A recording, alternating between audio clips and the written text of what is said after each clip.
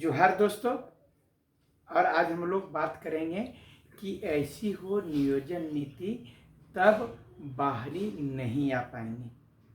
मित्रों, आप लोगों से मैं अनुरोध करता हूं कि अगर यदि आपके भी दिमाग में अगर कोई सजेशन है तो हमारे कमेंट बॉक्स में लिखें और मुझे लिख करके मैसेज करें, ताकि आपकी भी राय को, चूँकि 31 तारीख को कैबिनेट की मीटिंग है, अगर यदि 31 तारीख के बाद में अगले महीने से सारी वैकेंसी आना शुरू हो जाएगी, चाहे वो आपका सीजीएल का हो या तो आपका जेई का हो या तो फिर उत्पाद सिपाही हो, ये सब सारा अगले महीने से सब शुरू हो जाएगा और आपकी तैयारी। इसलिए अगर यदि सुधार करने का जो हम लोगों का मौका है कि आप लोग मुझे ऐसा करिए, और ये वीडियो के माध्यम से भी, और सरकार के ये इतना जान लीजिए कि मेरा वीडियो सरकार के आदमी और जितने भी वह गोपनीय शाखा के लोग हैं वो सारे देखते हैं, और जो चीज़ हकीकत बात है उसको हम बताते हैं।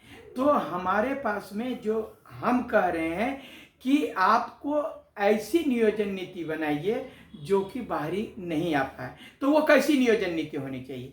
तो इसके लिए मैंने कहा है कि जो आप फॉर्म में अभी आप जो निकला है पीजीटी वाला और जो लैब टेक्नीशियन, उसमें पूछता है कि are you residence of Jharkhand, हम लोग बोलते हैं एस, उसके बाद बोलते हैं आप जिला का नाम बताइए।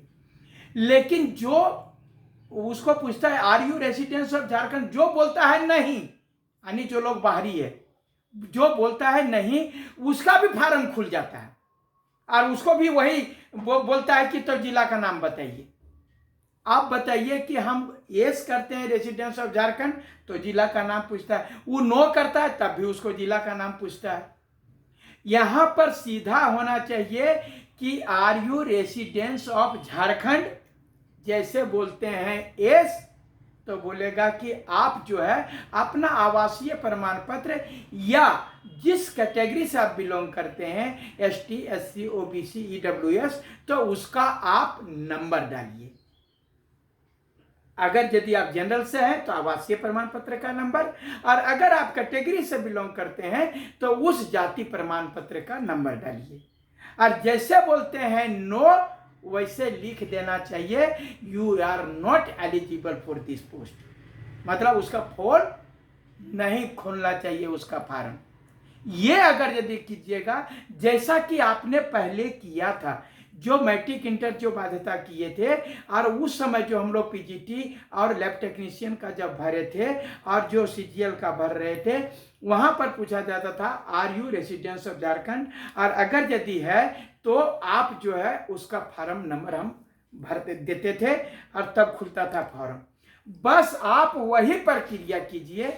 लेकिन आप बोलिए, जो हम लोग बोल देते थे कि मैट्रिक इंटर झारखंड से पास करना जरूरी है, वो आप बाध्यता हटा दीजिए और आप ये बोलिए कि मैट्रिक इंटर पास करने की बाध्यता जो है वो बाहरियों के लिए है, झारखंडियों के लिए नहीं।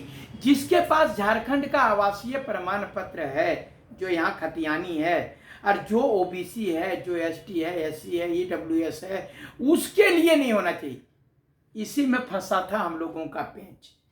यही पेंच में हम लोगों का नियोजन नीति जो सरकार बोल रहे हैं, उत्तराखंड का नियोजन नीति को यहाँ पर एडॉप्ट किया गया, लेकिन यहाँ के अधिकारी जानबूझ करके एक पेंच लगा दिए। बता रहे हैं उत्तराखंड के जो नियोजन नीति था वहां बोला गया था कि यहाँ पर से मैट्रिक इंटर पास करना जरूरी है, लेकिन उत्तराखंड वासियों के लिए जरूरी नहीं है। यानी कोई बाहरी उत्तराखंड से मैट्रिक इंटर पास किए हैं तो वो भर सकते हैं, लेकिन जो उत्तराखंड के लोग हैं वो यदि बाहर पढ़े हैं तो उसके लिए वो कंपलसरी नहीं है, क्योंकि उसके पास रेसिडेंशियल सर्टिफिकेट है। लेकिन यहां पर क्या किया अधिकारी लोग, फंसाने के लिए ये कह दिया कि आप जो है मैट्रिक इंटर यहां से पास करना जरूरी है, लेकिन एसटी, एससी, ओबीसी को ये जरूरी नहीं है, वो कहीं से पास कर सकता है, लेकिन जनरल को जरूरी है। तो आपने यहां आर्टिकल 16 का वायलेशन कर दिया, जानबूझ करके यहां के अधिकारी इसको फंसा दिए। आप सीधा बोलिए कि आप जो है सीधा फार्म खुल रहा है, जैसे पूछता है कि are you residence of Jharkhand, वैसे बोला यदि यस तो आप अपना आवासीय प्रमाण पत्र अगर जनरल के हैं तो, और अगर यदि आप ST SC OBC या EWS हैं तो उसका प्रमाण पत्र का नंबर डालें, तब फार्म खुलना चाहिए। और जैसे कहते हैं नो, वैसे बोल दीजिए कि आप फार्म भरने के लायक नहीं हैं, ये फार्म आप नहीं भर सकते हैं, you are not eligible for this post. सीधे बात ये लिखा होना चाहिए, तो निश्चित रूप से जो है बाहरी का खत्म हो जाएगा, जो कि अन्य राज्यों में यही होता है, चाहे छत्तीसगढ़ हो व उड़ीसा हो या जो भी अभी बात कर रहे हैं, 15 राज्यों में ऐसी व्यवस्था है कि अगर यदि आप बोलते हैं are you residence of this state, तो वहाँ बोलते हैं यस, तो वहाँ पर खुलता है no, you are not eligible for this post. यही चीज जो आपको है यहाँ झारखंड में। और इसके बाद में जून के बाद में सारे जो 31 तारीख जो कैबिनेट है और जो हम लोगों ने ये दिया है साइन करा करके, जो ये यहाँ पर यही पता चलेगा कि ये लोग दुमुहिया है कि सच्चा झारखंडी है। जब हमको बहुमत से 60% सब लोग जो दे दिया कि आप जो है हम 60-40 का विरोध करते हैं, 60-40 जो है सो नियोजन नीति नहीं होना चाहिए, और उसके बावजूद भी तो विधानसभा जो है सो वह कानून बनाने का अधिकार, जो कानून बनाने बहुमत से पारित हो रहा है कि ये कानून नहीं चलेगा, तो फिर तो ये कानून चल क्यों रहा है, ये चला कौन रहा है? वो इसका मतलब कि विधानसभा से ऊपर है, यानी मंत्रिमंडल से ऊपर है। अगर यदि ऐसा है तो आप अपने अधिकार को समझिए। तमाम विधायकों को बोल रहे हैं, ये चुल्लू भर पानी में डूब मरने की बात है कि अगर यदि आप लोग विधायक हैं, आप लोग कानून बनाने का अधिकार है, लेकिन आपके कानून को जो आप बहुमत से 60%, बहुमत के लिए 40 विधायक का ही चाहिए, लेकिन यहाँ 60% और 70 लोग बोल रहा है, और यहाँ तक मंत्री लोग बोल रहे हैं कि 60-40 ना चलता, तो ये चला कौन रहा है? इसके पीछे कौन लोग हैं? ये जो चीज आपको आंकने की जरूरत है। माननीय तमाम विधायकों से हम कहेंगे कि आप अपनी कमजोरी को जानिए, आप अपने अधिकार को पहचानिए। हमारा अधिकार तो मिलबे करेगा, हम तो लड़के ले लेंगे, लेकिन आप अपने अधिकार को समझिए। आप जो है सो इससे दो चीजें होंगी कि आप जो है सो अगर यदि आपको फिर भी अगर यदि 60-40 चल रहा है, आप बहुमत से पारित कर रहे हैं कि 60-40 ना चलते और फिर भी चल रहा है, तो चलाने वाला आपके अधिकारी आपसे ऊपर है, यानी आपको आप नालायक हैं, जिसके कारण वो लोग आप पर राज कर रहा है। आप अपनी क्षमता से आप बोलिए कि हम निकम्मा हैं, हमको बाहर कर दीजिए। आप अपने अधिकार को समझिए। जब आप ही अपने अधिकार को नहीं समझिएगा तो हम जनता क्या समझेगा, क्या दिलाइएगा अधिकार? तमाम विधायकों को हम बोल रहे हैं कि आप सीधा बोलिए। जब 60-40 जब बहुमत से पारित हो गया कि 60% को विधायक दे दिया कि नहीं चलेगा ये 60-40, तो ये कैसे चल रहा है? ये चीज को समझने की जरूरत है। और तमाम आप जो हमारे व्यूअर्स हैं, मैं आप लोगों से कह रहा हूं कि मैं गलत बोल रहा हूं तो आप बोलिए। बहुत लोग हमको तोड़ने का कोशिश कर रहे हैं। मनोज ज्यादा टूटे वाला है वो, है मनोज ज्यादा टूटने वाला नहीं है। हम 10 साल से नहीं टूटे तो आप फिर टूटेंगे। हम टूटने वाला नहीं है। हमको गंदा गंदा कमेंट भी करेगा तो करो जी, खूब करो। अच्छे लोग बोले महात्मा गांधी को नहीं छोड़ा, जो जिस बोल रहे हैं मर्यादा पुरुषोत्तम श्री राम को नहीं छोड़ा लोग, तो हमरा छोड़ देगा। ये कलयुग है। हम कितनो अच्छा काम करिएगा, कितनो बता रहे हैं कि मैं एक बार की हमारे यहाँ मैं इलेक्शन लड़ने के लिए गया था, बोला कि मनोज भैया आपको वोट देंगे, यहाँ एक वो चापाकल नहीं है। हमने किसी प्रकार से बोल यहाँ दे दीजिए, ये गांव वाला सब आप ही को वोट देगा। वहाँ चापाकल दिलवाने का हम कोशिश किए और चापाकल हो गया जब, तो वो जो है बोलते हैं कि फिर आया गए गाँव को, सबको पूछने लगा, तो वो घर वाला काहे नहीं आ रहा है?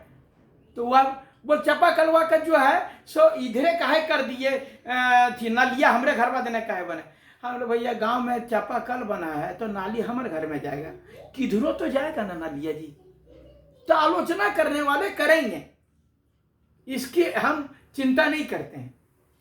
हम जो है सो आलोचना करने वाले करेंगे, चाहे तो वह प्रधानमंत्री हो, चाहे तो राष्ट्रपति हो, चाहे तो मुख्यमंत्री हो, सबको आलोचना करेगा। लेकिन हमको अपना काम करना है। और आप लोग जो बोलते हैं उम्र निकल रहा है, उम्र निकल रहा है, उम्र निकल रहा है, दोस्तों आपको बोल रहे हैं ना कि नेताओं से सीखने की जरूरत है। नेता करोड़ों रुपये खर्च करता है, और अगर यदि हार जाता है सेकंड पोजीशन पर ला करके क्या सोच रहे हैं, फर्स्ट पोजीशन से कम पैसा खर्च करता है, और हार जाता है तो फिर से वही ऊर्जा के साथ 5 साल काम करता है कि अगली बार जीतेंगे, और इसकी कोई गारंटी नहीं होती है। और दिन रात जो है सो फिर वही मेहनत से लगता है कि अगली बार जीतेंगे, और पूरे 5 साल तक फिर से है, और फिर पता नहीं हारेगा कि जीतेगा। और वो लोग पेशेंस से जब भी बात करिए तो पोलाइट से, हाँ बाबू ठीक है, चलिए, अरे वह आप लोगों का मर्जी, नहीं जीते तो नहीं जीते, अगली बार जीतेंगे, आप लोगों का साथ रहेगा तो ये है दोस्तों। आप अपनी क्षमता को पहचानो और मुझे बताओ, मैं गलत बोल रहा हूँ, नियोजन नीति ऐसा होगा यदि, तो निश्चित रूप से बता रहे हैं हम तमाम झारखंडियों का कल्याण होगा। और आप लोग इसको अधिक से अधिक, जो जितने लोग हैं उसको फैलाइए कि ये गलत है। सब विधायकों को जो है उन लोगों को बोलिए कैसा निकम्मा विधायक बने, आप 40 का इधर समर्थन कर रहे हैं और उधर अधिकारी लोग आपका लूट रहा है, वो काहे बना रहा है। इधर आप 40 का विरोध कर रहे हैं और उधर से 40 पर जो है सो आप वैकेंसी आ रहा है। ये दो मुहिया वाला सांप मत बनिए, जो करना है सो सीधा करिए, बोल देना है बोल दीजिए, नहीं करना है नहीं करना है। इधर आप समर्थन कर रहे हैं और उधर आपके अधिकारी जेएसएससी हमरा से ऊपर चढ़ गया, विधानसभा से ऊपर हो गया, मुख्य सचिव से ऊपर हो जाएगा। सारे लोग बोल रहे हैं कि नहीं जो है सो 40 ना चलता। अरे ऊपर लोग, ये लोग वैकेंसी निकाल रहा है, कहाँ वैकेंसी निकाल रहा है। जब तक 40 को अगर यदि आप बोल दिए हैं तो आप लिखिए कि आप इस राज्य के निवासी हैं और यू रेसिडेंस ऑफ झारखंड। जैसे बोलता है no, you are not eligible for this post, जैसे बोलता है हाँ, वैसे बोले कि आप अपना आवासीय प्रमाण पत्र का नंबर, या तो आप जिस कैटेगरी से बिलोंग करते हैं उस कैटेगरी का आपका जाति प्रमाण पत्र का नंबर डालिए, तभी जो ऐसा फार्म खुलना चाहिए। हमारा ये नियोजन नीति है। मित्रों, अगर यदि आपको अच्छा लगता है तो आप मुझे सजेस्ट कीजिए, और भी कुछ सजेशन देना है ताकि हम आपके लिए लड़ाई करते रहें। और जो गरियाते हैं उसको गरियाने दीजिए। वो कहा गया ना, कुत्ता भूखे 1000 और हाथी चले बाजार। चिंता मत करिए, ये सब दुनिया है, चलता रहेगा। जब तक आलोचना नहीं होगी तब तक हम लोग सुधार भी नहीं होती। इसलिए और हमको तोड़ नहीं पाइएगा, और हमारी यूनिटी को भी नहीं तोड़ पाइए, झारखंड के बच्चों की यूनिटी को नहीं तोड़ पाइएगा। सब तमाम झारखंडी बच्चे मनोज यादव पर विश्वास करते हैं तो भी विश्वास करते हैं, और उनका हम भैया हैं तो मनोज भैया हैं। और आप लोग मेरा साथ दीजिए, निश्चित रूप से आप लोगों का हम लड़ाई लड़ते रहेंगे, आगे बढ़ते रहेंगे। धन्यवाद।